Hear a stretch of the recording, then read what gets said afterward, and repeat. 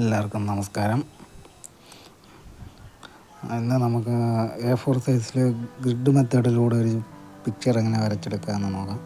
അപ്പം A4 സൈസിൻ്റെ വീതി വരുന്നത് 21 സെൻറ്റിമീറ്ററും നീളം 30 സെൻറ്റിമീറ്ററുമാണ് വരുന്നത്. അപ്പം അതിൽ നമുക്ക് ഗ്രിഡിട്ട് എങ്ങനെ ചിത്രം വരയ്ക്കാമെന്ന് നോക്കാം. ഇതിനായി ഫോണിൽ നമുക്കൊരു ആപ്ലിക്കേഷൻ ഇൻസ്റ്റാൾ ചെയ്യാം. ആദ്യം പ്ലേ സ്റ്റോറിലേക്ക് കയറുക.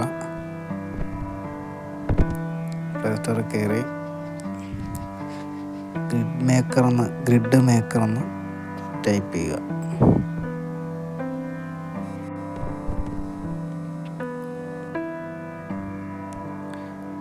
ഗ്രിഡ് മേക്കർ പലതരം ആപ്പുകളുണ്ട്, പല വ്യത്യസ്തമായ ആപ്പുകളുണ്ട്. അതിൽ ഇപ്പം ഞാൻ യൂസ് ചെയ്യുന്ന ആപ്പാണ് കാണിക്കുന്നത്. അതിൽ നിങ്ങൾക്ക് കാണാം ഗ്രിഡ് ആർട്ട് എന്നുള്ളൊരു ആപ്പ്. ഈ ആപ്ലിക്കേഷനാണ് ഞാൻ സാധാരണയായിട്ട് ഉപയോഗിക്കുന്നത്. എനിക്ക് കുറച്ചും കൂടെ യൂസ്ഫുള്ളായിട്ട് തോന്നിയിട്ടുള്ളൊരു ആപ്ലിക്കേഷനാണ്, അതുകൊണ്ടാണ് ഞാൻ ഇത് തന്നെ യൂസ് ചെയ്യുന്നത്. അപ്പം ഞാൻ ഇൻസ്റ്റാൾ ചെയ്തിട്ടുണ്ടായതുകൊണ്ട് ഈ ഓപ്പൺ കാണിക്കുന്നത്. നിങ്ങൾ ഇൻസ്റ്റാൾ ചെയ്തതിന് ശേഷം അലോ കൊടുത്തതിന് ശേഷം ഓപ്പൺ ചെയ്യുമ്പം ഇങ്ങനൊരു ഇൻ്റർഫേസ് ആയിരിക്കും വരുന്നത്. അപ്പം ഗാലറി എന്നുള്ള ആ ഒരു ഇതിൽ ക്ലിക്ക് ചെയ്യുക. അപ്പം നമ്മുടെ ഫോണിലെ ഗാലറി ഓപ്പൺ ആയിട്ട് വരും. അപ്പം അവിടെ നിന്ന് നമുക്ക് ഫോട്ടോ സെലക്ട് ചെയ്യാൻ വരയ്ക്കാനുള്ള. അപ്പം ഞാൻ ഇവിടെ മഞ്ജു വാര്യരുടെ ഈ ഒരു ചിത്രമാണ് സെലക്ട് ചെയ്തിരിക്കുന്നത്. അപ്പം ഇതിൽ നമുക്ക് ഗ്രിഡിൻ്റെ കളറുകളൊക്കെ മാറ്റാം. അതൊക്കെ ഞാൻ പറഞ്ഞുതരാം. അപ്പം നമുക്കിപ്പം ഇത് A4 സൈസിലേക്ക് മാറ്റണം ചിത്രം. പിന്നെ അതിൻ്റെ കുറച്ച് കാര്യങ്ങളൊക്കെ ഉണ്ട്, അത് പറഞ്ഞുതരാം. അപ്പം അതിനായിട്ട് നമ്മൾ മേളിൽ കാണുന്ന ഇടത്തെ സൈഡിലാണ് 3 വര കൊടുത്തിരിക്കുന്നത്. അതിൽ ടച്ച് ചെയ്യുമ്പോൾ ഇങ്ങനെ ഒരു ഇത് വരും. അപ്പോൾ അതിനകത്ത് നമുക്ക് വീതിയും നീളമൊക്കെ സെറ്റ് ചെയ്ത് കൊടുക്കാം. ഞാനിപ്പോൾ ഇവിടെ സെറ്റ് ചെയ്ത് നിങ്ങൾക്ക് കാണാമല്ലോ, 2 സെൻറ്റിമീറ്റർ വെച്ചാൽ അതിനകത്ത് സെൻറ്റിമീറ്ററിൻ്റെ അളവുണ്ട്, ഇഞ്ചുണ്ട്, മില്ലിമീറ്ററുണ്ട്. നമുക്കത് സെൻറ്റിമീറ്റർ സെലക്ട് ചെയ്തതിന് ശേഷം താഴെയായിട്ട് A4 size, A1 size, A3 size അങ്ങനെ സൈസ് പേപ്പറിൻ്റെ സൈസ് കൊടുത്തിട്ടുണ്ട്. അത് A4 സൈസ് അല്ലെങ്കിൽ സെലക്ട് ചെയ്യുക. സെലക്ട് ചെയ്തിട്ട് ബാക്കടിക്കുമ്പോൾ ചിത്രം നമ്മൾ വരയ്ക്കെടുത്തിരിക്കുന്ന ചിത്രം ക്രോപ്പ് ചെയ്യാനായിട്ട് കാണിക്കും. അത് നമ്മൾ ചിത്രം മൂവ് ചെയ്ത് നമ്മുടെ ആവശ്യാനുസരണം ചിത്രം സെലക്ട് ചെയ്ത് വെച്ചതിന് ശേഷം ഓക്കെ ഇടുമ്പോൾ ഗ്രിഡായിട്ട് ഇങ്ങനെ കാണിക്കും. അപ്പം അതിനകത്ത് താഴെ അതിങ്ങോട്ട് സ്ക്രോൾ ചെയ്യുമ്പം കളറുകൾ ഗ്രിഡിൻ്റെ കളറുകൾ മാറി നമുക്ക് കാണാം. അത് വേണ്ട കളർ സെലക്ട് ചെയ്ത് പിന്നെ അതിൻ്റെ ലൈനിൻ്റെ തിക്നെസ് കട്ടി കൂട്ടി കുറയ്ക്കുകയൊക്കെ ചെയ്യാം. ഞാനൊരു മീഡിയം ഇതിനകത്ത് ഇടുന്നത്. കൂട്ടിയാലും നമുക്ക് പ്രശ്നമാണ്, കുറഞ്ഞാലും പ്രശ്നമാണ്. അപ്പോൾ ആ ഒരു മീഡിയം പരുവത്തിൽ നിർത്തിക്കൊണ്ട് സെലക്ട് ചെയ്തതിന് ശേഷം മുകളിൽ ഇടത്ത് നിന്ന് 5-ാമതുള്ള ഗ്രിഡിൻ്റെ ചിത്രത്തിൽ ടച്ച് ചെയ്യുമ്പോൾ ഇങ്ങനെ വരും. അതിൽ നമ്മൾ കോളത്തിൻ്റെ എണ്ണം കൊടുക്കണം. ഞാൻ 8 കൊടുത്തപ്പോൾ ഇങ്ങനെ വന്ന ഇടത്ത് നിന്ന് കാണാം. ഇടത്ത് നിന്ന് വലത്തോട്ട് മുകളിൽ 8ഉം മുകളിൽ ഇടത്ത് നിന്ന് താഴോട്ട് 11 ഗ്രിഡുമാണ് വന്നിട്ടുള്ളത്. അപ്പം നമ്മൾ ചിത്രം ഇത്ര ഗ്രിഡ് കൊടുക്കുന്ന അത്രയോടെ നമുക്ക് പെർഫെക്ഷനായിട്ട് വരച്ചെടുക്കാൻ പറ്റും. അതിനുശേഷം മുകളിലത്തെ 3 ലൈൻസിൽ ടച്ച് ചെയ്യുമ്പോൾ മുകളിലായിട്ട് എക്സ് മാർക്ക് എന്നുള്ള ഇത് കാണാം. അത് കൊടുക്കുമ്പോൾ ക്രോസായിട്ട് ഇങ്ങനെ കോണോട് കോൺ ലൈൻസ് കിട്ടും. അപ്പോൾ അതും സേവ് ചെയ്യണം. സേവ് ചെയ്യാനായിട്ട് ഇടത്ത് നിന്നുള്ള 2-ാമത്തെ ആ ഒരു മാർക്കിനകത്ത് ടച്ച് ചെയ്താൽ മതി, ഓട്ടോമാറ്റിക്കായിട്ട് സേവ് ആയിക്കോളും.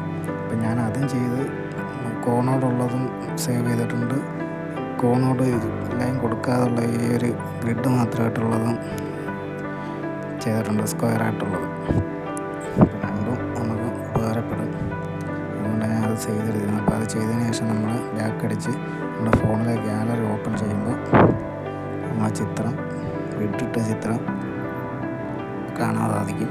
അപ്പം കണ്ടത് നമ്മുടെ ഫോണിൽ സേവ് ആയിട്ടുണ്ട്. അതിന് നമുക്ക് A4 സൈസിൽ ഈ ഷീറ്റിലിട്ട് എങ്ങനെ സ്കെയിൽ അളവ് പെൻസിൽ വരയ്ക്കാൻ നോക്കാം. അതിനുശേഷം സ്കെയിലിൻ്റെ മാർക്ക് കറക്റ്റായിട്ട് വെച്ചതിന് ശേഷം പേപ്പറിൻ്റെ എൻഡ് ഭാഗം നോക്കി കറക്റ്റാക്കി വെച്ചതിന് ശേഷം ഇടത്തുനിന്ന് വലത്തോട്ട് ഞാൻ ഇപ്പോൾ 2 സെൻറ്റിമീറ്റർ വെച്ച് മാർക്ക് ചെയ്യുന്നുണ്ട്. 2, 4, 6, 8 അങ്ങനെ മാർക്ക് ചെയ്തിട്ടുണ്ട്. അപ്പോൾ മൊത്തം 8 ലൈൻസ് ഗ്രിഡ് ബോക്സ് വരുന്ന രീതിയിലാണ് മാർക്ക് ചെയ്തത്. അതേപോലെ താഴെ ഇടത്തുനിന്ന് തന്നെ ചെയ്യണം. തിരിഞ്ഞു പോലും വലത്തുനിന്ന് പിന്നെ തിരിച്ച് ചെയ്യില്ല. ഇടത്തുനിന്ന് ചെയ്യുവാണെങ്കിൽ നമ്മൾ താഴെ അതേപോലെ ഇടത്തുനിന്ന് പേപ്പർ തിരിച്ച് വെച്ചതിന് ശേഷം ഇപ്പം മുകളിൽ നിന്ന് നമ്മൾ നീളത്തിൻ്റെ ഇത് മാർക്ക് ചെയ്യുക. അവിടെ 2 സെൻറ്റിമീറ്റർ വെച്ച് ചെയ്യുക.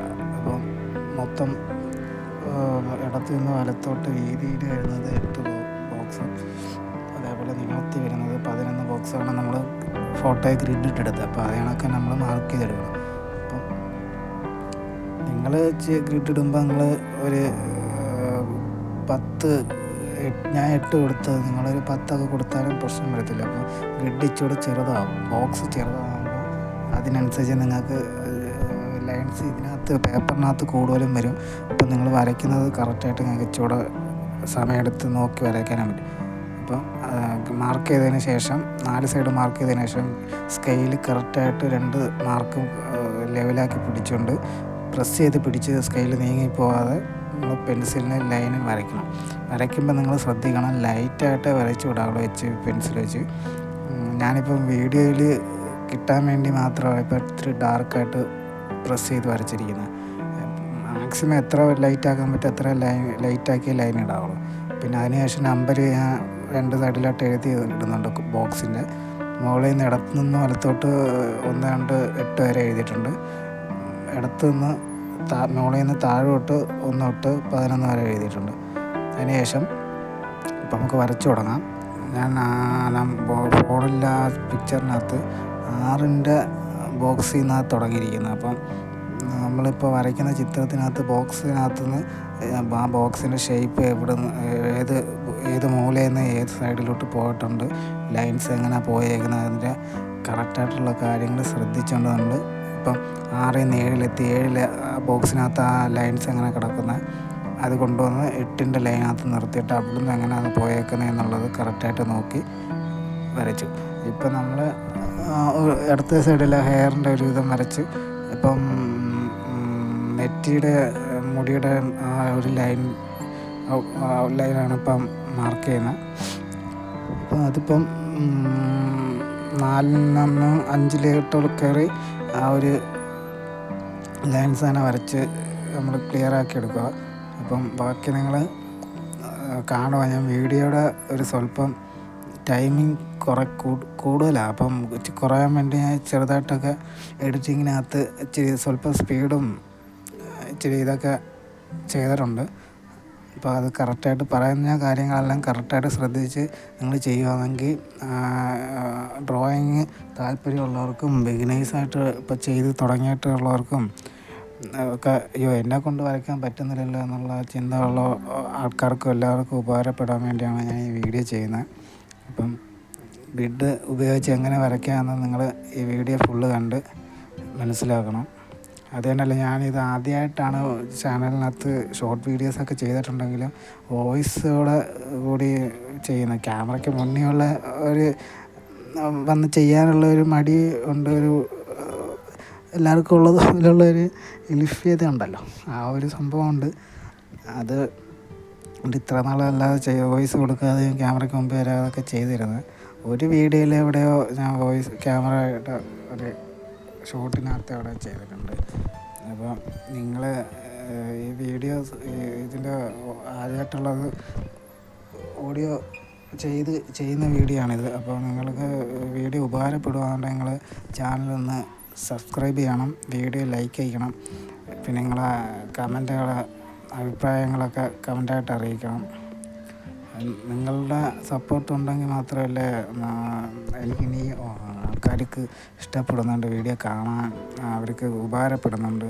അപ്പോൾ അവരിനിയും ഉപകാരം ഉള്ള വീഡിയോ അവർക്ക് ചെയ്യണം എന്നുള്ള ആ ഒരു ചിന്ത ഒന്നല്ലേ എനിക്ക് പിന്നെ അടുത്ത വീഡിയോ ചെയ്യാനുള്ള പ്രചോദനം കിട്ടും. അപ്പം പൊതുവേ ചാനലിന് സബ്ബും കുറവാണ്, വ്യൂസും കുറവാണ്. അപ്പം കാണുന്നവരെല്ലാം ഇപ്പോൾ ഒന്ന് സപ്പോർട്ട് ചെയ്യണം. അപ്പോൾ നമുക്ക് കാര്യത്തിലേക്ക് കിടക്കാം. ഇപ്പം നമ്മൾ ഹെയറിൻ്റെതും മുഖത്തിൻ്റെയൊക്കെ ഔട്ട്ലൈൻ ഏകദേശം വരച്ച് തീർന്നിട്ടുണ്ട്. ഇനി നമുക്ക് ചെയ്യാനുള്ളത് അകത്ത് കൃഷ്ണമണിയും കണ്ണുകളും മൂക്കും ചുണ്ടും ഒക്കെയാണ് വരച്ചെടുക്കേണ്ടത്. അപ്പോൾ അതിനായിട്ട് നമ്മൾ മറ്റേ ഫോണിനകത്ത് നമ്മൾ ഗ്രിഡ് എടുത്ത സമയത്ത് 2 പിക്ചർ എടുത്തില്ലായിരുന്നു. ഒരു സാധാ ഗ്രിഡ് ഇട്ട് നമ്മൾ എടുത്തതും പിന്നെ കോണോട് ലൈൻ ഇട്ടെടുത്തത്, എക്സ് പോലുള്ള ലൈൻ ഇട്ടെടുത്ത സേവ് ചെയ്തിട്ടത്, അതേപോലെ ആ ഇമേജിനകത്തുള്ളത് പോലെ നമ്മൾ ഇപ്പം മുഖത്തിൻ്റെ ഔട്ട്ലൈൻ അകത്ത് മാത്രം നിർത്തിക്കൊണ്ടാണ് നമ്മളിപ്പോൾ ലൈൻ ഇടുന്നത്. നമുക്കിപ്പോൾ മൊത്തത്തിൽ ഇടണ്ട, മൊത്തത്തിൽ ഇട്ടത് നമ്മുടെ വരയ്ക്കുന്ന പേപ്പർ ഡാമേജ് ആക്കണ്ട. അപ്പം നമ്മൾ അവിടെ മാത്രം ഉള്ളിൽ മാത്രം കോണോട് കോൺ കറക്റ്റ് ഇത് നോക്കി മാറിപ്പോകാതെ സാവധാനം ലൈനിട്ട് എടുത്തിട്ടുണ്ട്. ലൈറ്റായിട്ട് ലൈനിട്ടാൽ മതി.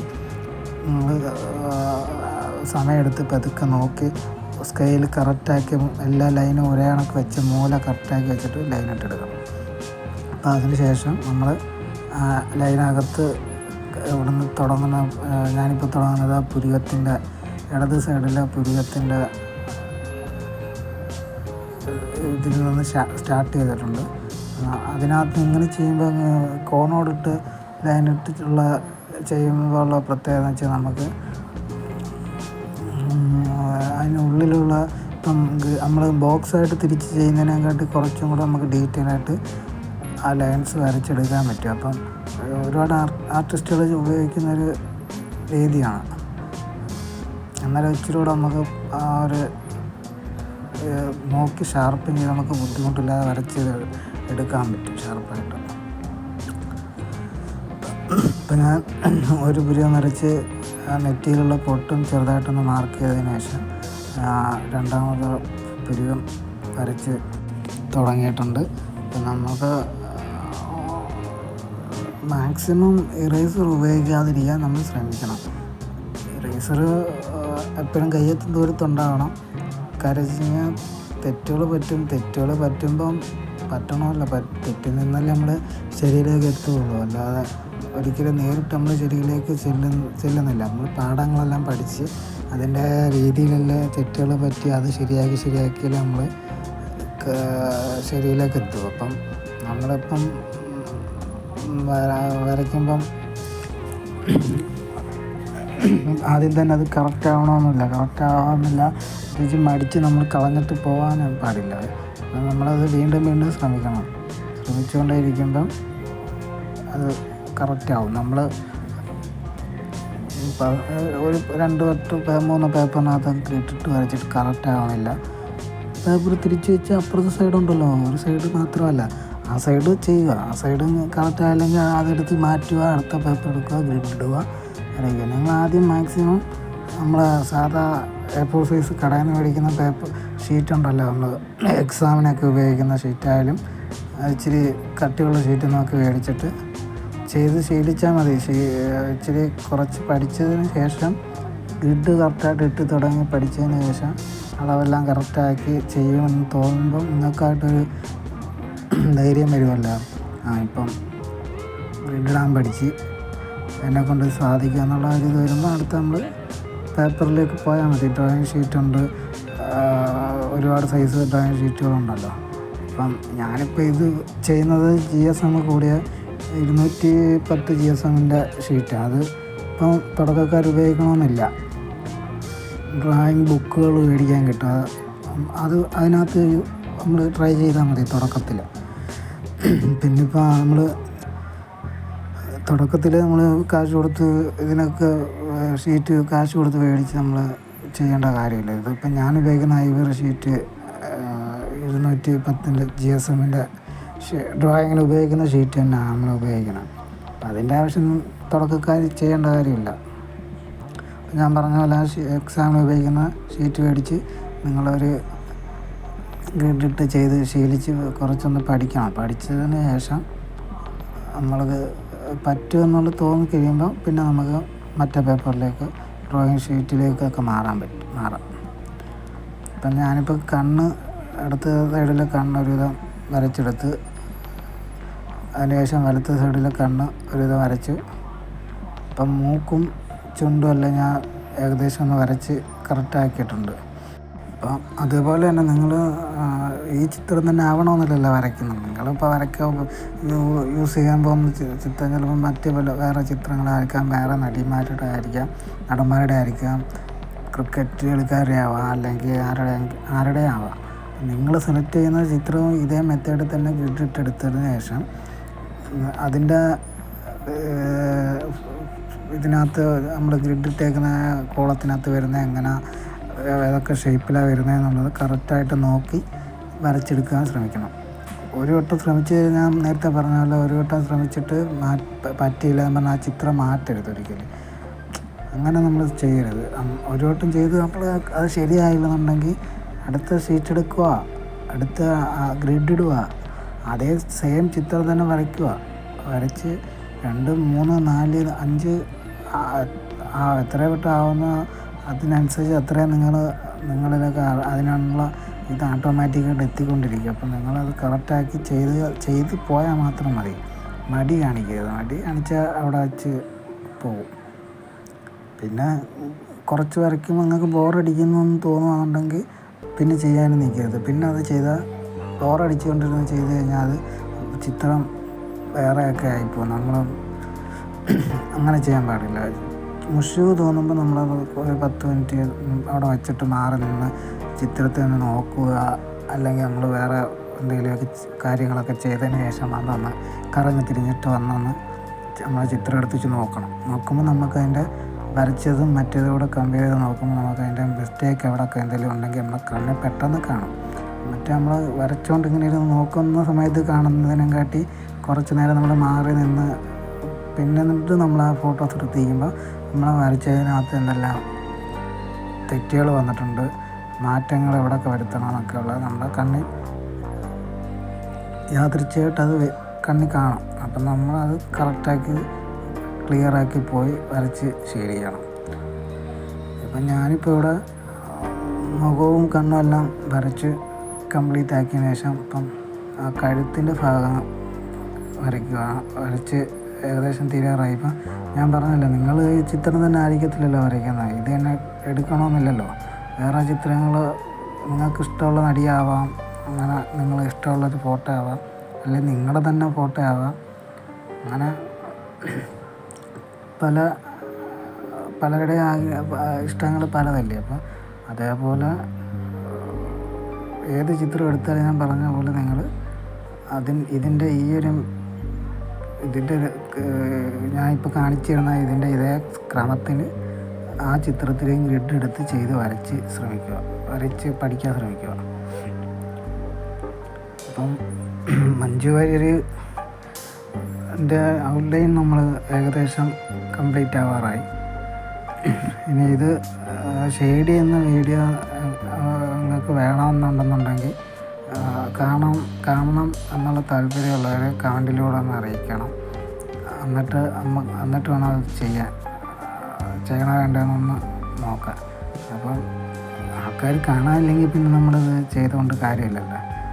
കാണണം എന്ന് ആൾക്കാർ കാണുന്നുണ്ടെന്നുള്ള ഇഷ്ടപ്പെടുന്നുണ്ട്, കാണുന്നുണ്ട്, കണ്ടവർക്ക് ഇഷ്ടപ്പെടുന്നുണ്ടോ എന്നൊക്കെയുള്ള അഭിപ്രായങ്ങൾ അറിയുമ്പോഴല്ലേ നമ്മൾ പിന്നെ അത് ചെയ്യാനുള്ള നമുക്കൊരു താല്പര്യം ഉണ്ടാവും. അതുകൊണ്ട് കമൻറ്റിലൂടെ അഭിപ്രായങ്ങൾ അറിയിക്കണം. നിങ്ങൾ എന്ത് സംശയങ്ങളുണ്ടെങ്കിൽ ചോദിക്കണം. അത് റിപ്ലൈ തരുന്നതായിരിക്കും. ഒരാൾക്കും റിപ്ലൈ തരാതിരിക്കത്തില്ല.